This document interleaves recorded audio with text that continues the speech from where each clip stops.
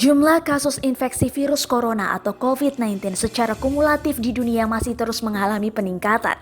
Lebih dari 170 negara telah melaporkan kasus COVID-19.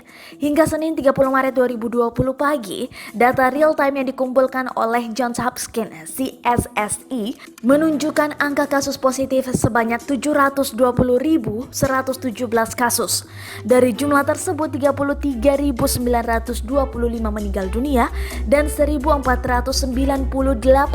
pasien telah dinyatakan sembuh.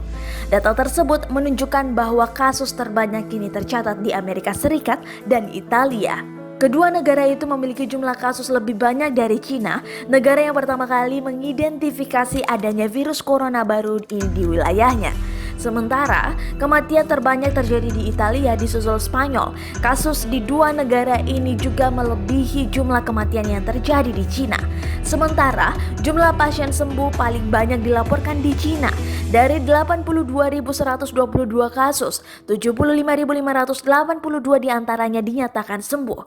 Perkembangan masih terus terjadi dan berubah kondisinya di tiap negara yang terjangkit.